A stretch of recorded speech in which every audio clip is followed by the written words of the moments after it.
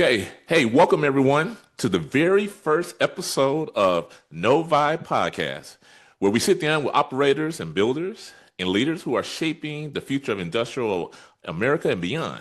I'm your host, Nathan Owens III. Today is a special because we're kicking it off with someone who truly embodies the means to grow the ranks, leads with attention, and keep manufacturing moving forward.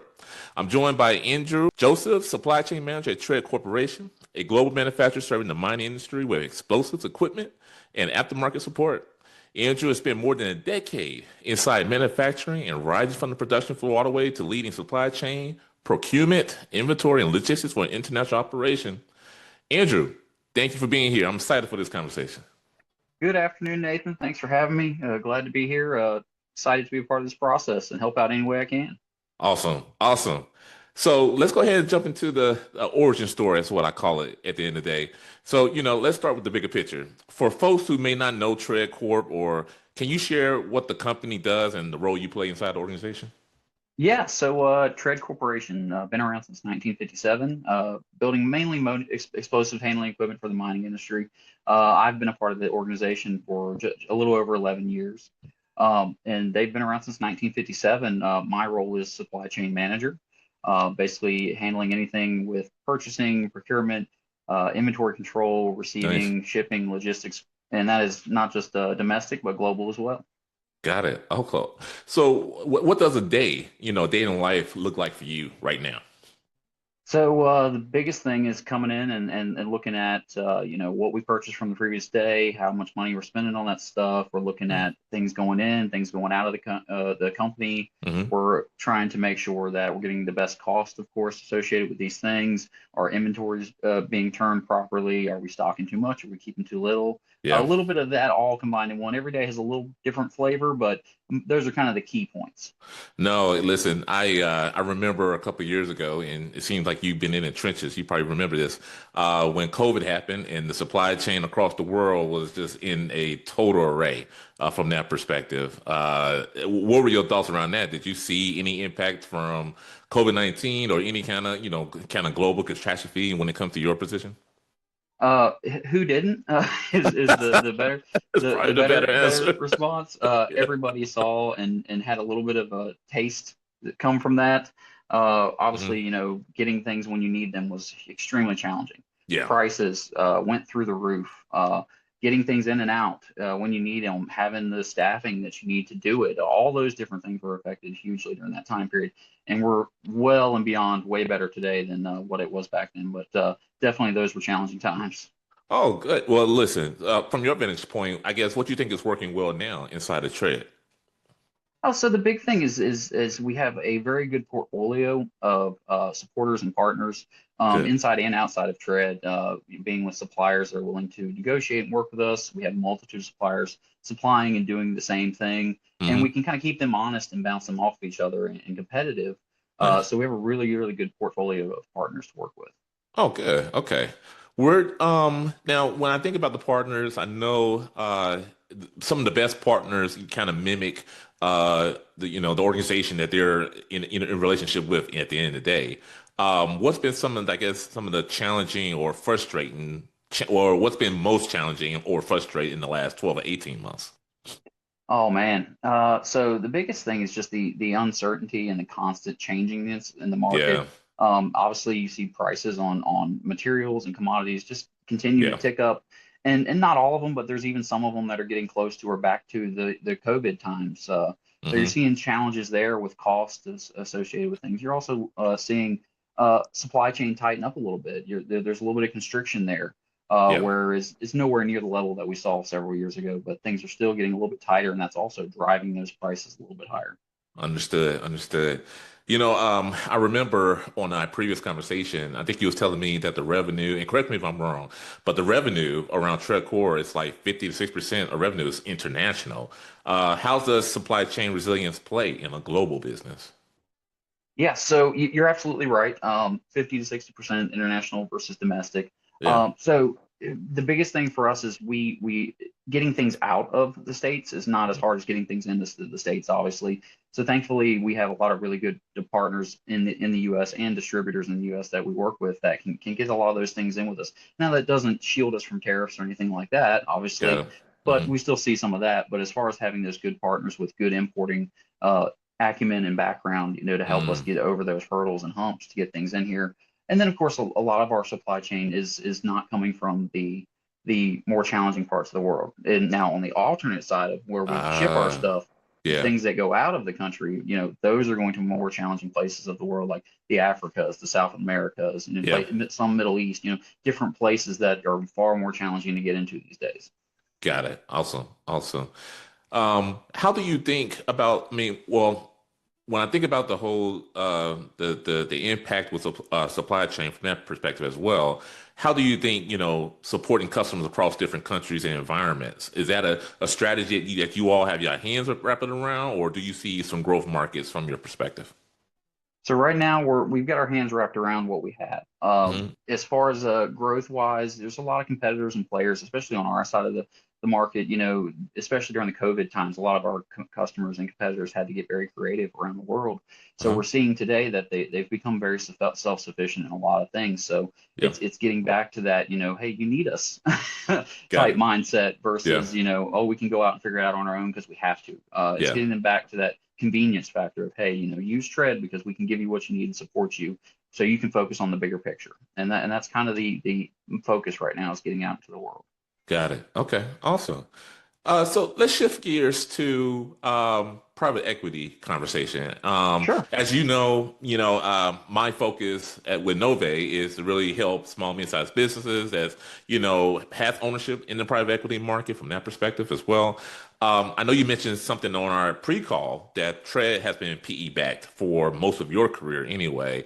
Hmm. But this has been the most recent transition with, I think, IDI and Source Capital. But it's been your best experience so far. Can you talk more about this transition and how's it different? Yeah, so as many people, say they hear PE and they get a little scared of it. Yeah. Yeah. But Yeah. this most recent transition where we were with IDI, who's the main player in it, and of course Source Capital is involved as well. They were around before IDI. Hmm. But in past PEs, it wasn't as supportive, and now so we have this newer group, IDI, Industrial Device Investments. They are Hmm. very supportive.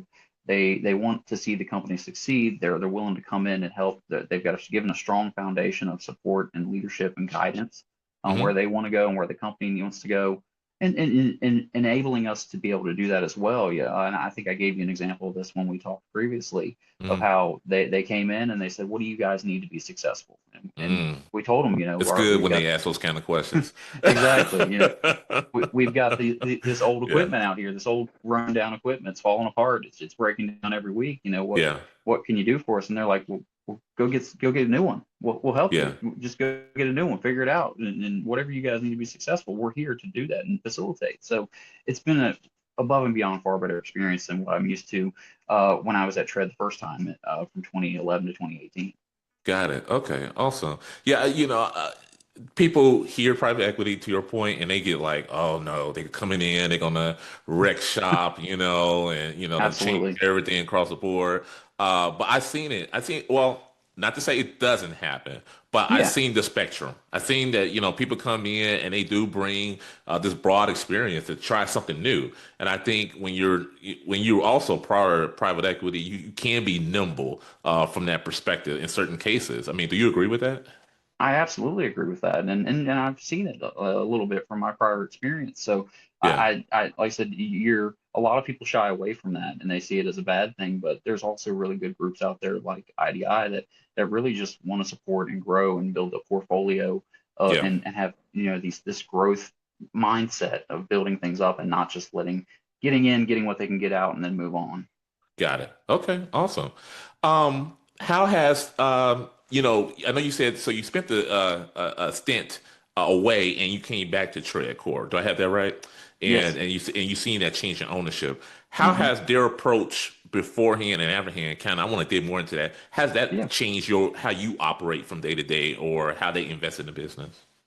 So a big focus these days is more on they are willing to ask what is needed from the people who are the experts or understand the business, who have been in the business for a long time. In the Um, trenches. in in the trenches, yeah, they come Yeah. in and they trust our background knowledge. They trust the skill set. They trust the experience that Hmm. comes with working at TreadCorp, with being a very specialized industry and specialized Yeah. equipment.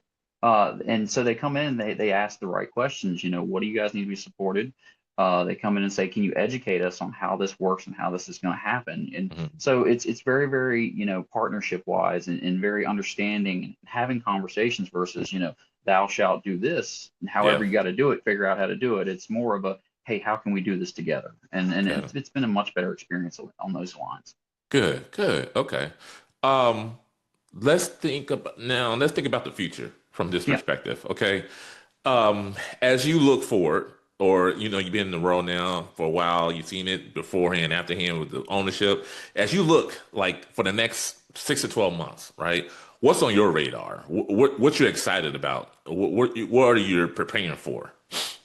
So not only are we trying to find ways to grow in our current market share, and get back into some other markets around the world that have waned through the COVID times and other years, but the other thing is growing into some new product lines and testing out some new avenues where we hadn't quite gotten into before.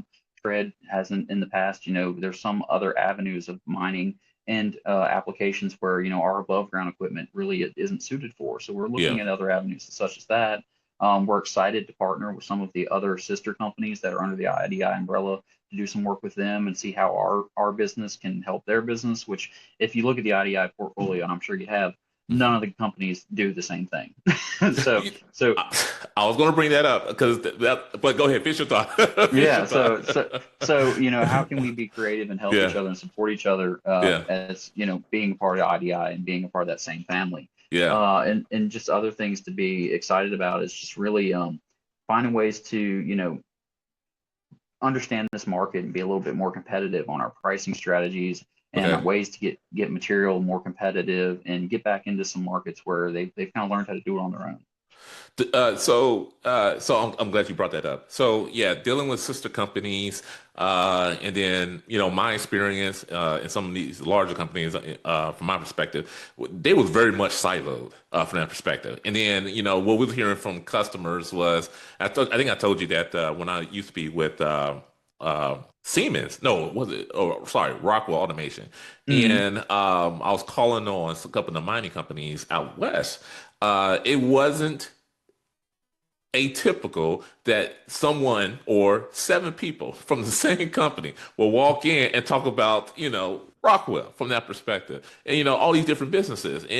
And we thought there was opportunity for us to figure out how do we break down these silos so that we're providing better customer experience. Or if someone who's calling on an account, we call it customer intimacy. You probably heard that terminology before. Yeah. I want to be more customer intimate, so I know what's been working on from my sister business A or my business B. I mean, are you all seeing that as well as a challenge or opportunity for you all to kind of change the landscape? So as a challenge with us all being so slightly different, we're all industrial companies, manufacturing and doing different And I avenues. get it. I'm sorry. And I get it. That's more customer face what I'm talking about. But Yeah, yeah, operationally, it could be the same thing. Like from an operational absolutely. standpoint, how are we providing more customer intimacy from that perspective as well? Yeah, so from a standpoint there, one of the things we've done is we've partnered with some of these other sister companies, and we've looked at their ERP systems, how they operate. We've Yeah. looked at how they do their inventory. We looked at how they account for costs. We look at their engineering and corporate structure, and we bounce ideas off each other. There's been Yeah. several collaboration calls between us and our other sister companies, just having conversations of, how are you guys doing it, or vice versa. They're asking us, hey, how are you guys doing it in your shop? To facilitate getting things through faster or stocking things more creatively, Hmm. or how are you forecasting or looking at your levels, things along those lines, just cooperating together to try to come up with creative ways to do better as a whole, not just as an individual group. Yeah. Got it. Okay. The you know I also try to figure out like if you had a magic wand, okay, and I know it sounds real hokey dokey, but I have to ask if you had a magic wand to fix something that was holding you back from what would that be? What is that? Oh goodness, man. The biggest thing right now is just to get these costs down. Get the market under control, get the margins under control. Just the uncertainty in the world right now, Yeah. and being a smaller company like Tread, we see a little bit of more of effect from that, whereas some other bigger companies, can negotiate and have better power with that. But that's one of the biggest things is just trying to get those costs under controls and get rid of that uncertainty of, our margins going to be eroded anymore? Are we going to see things climb more?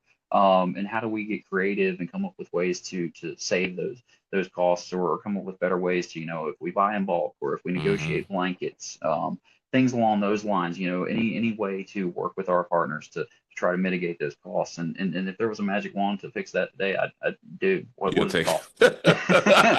Take my Give me the money. wand. Give me the wand.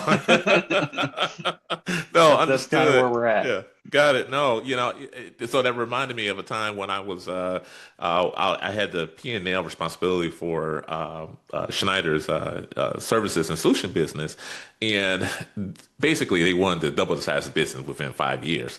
Our Yeah, margins was not where they wanted to be. yeah. And we're in the same boat. I mean, we're talking about components. There's margins on the hardware. There's margins on resource allocation from a people standpoint. There's allocation for how we get out to the market. How we turn a profit. How do we onboard partners quicker, from that standpoint.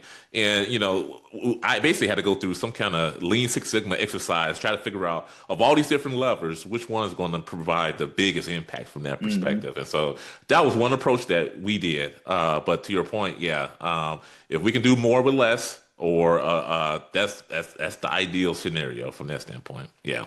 Okay. Absolutely. Listen, I'm trying to figure out. This has all been great. I really appreciate you jumping on here. I think it's just one of those things where I'm always, I try to figure out with these podcasts at the end. I always like to end it like this, or at least you might inaugural podcast. This is what I plan on doing. Okay. What one piece of advice that you would give someone coming up in manufacturing or supply chain today? The biggest piece of advice is to be flexible and learn everything that you can learn, because you're going to need it again at some point in your career. Yeah, And just be a sponge. I mean, let's be honest. And I didn't get to explain this earlier on in the yeah, podcast, but coming yeah. up through the ranks, I started on the production floor. So, Mm, and worked my way from a material handling position all the way up to, now I'm supply chain manager over multiple departments. yeah, And it just takes, learning everything you can learn. Take the time to, put in the hours, show that you're interested and invested. That's just the biggest thing you can do if you really want to grow, and keep that going. I mean, and a lot of people aren't going to start on the shop floor, of course not. But even if you're coming in middle level, just the production planners or shop supervisors, same thing. If you want to yeah. continue to grow and move and learn and get into this higher level part of the industry, you got to just absorb everything you can absorb, and even fail at times. Take Yeah. those your lessons and learn from them, and move on. And I say that as a 35-year-old man. There's still a lot for me to learn. Yeah, yeah, yeah. No, yeah. They said that every experience can be either a learning experience. You won't succeed at everything, but everything can Yeah, be a learning experience. I know. That's absolutely. awesome. No, I think that's really great advice. Do you think, having those different experiences coming up through the shop floor, coming up through the ranks, that helped with credibility also when you're explaining something to your teammates or to someone externally or your partners? Well, absolutely. It's real life experience to the application. I can say that, where I was on the shop floor, I saw how these things happened. Yeah, And then I can take and turn around and come into the office looking at the computer and dealing with all the high level folks and just say, hey guys, I've seen this firsthand. This is how it happens every time.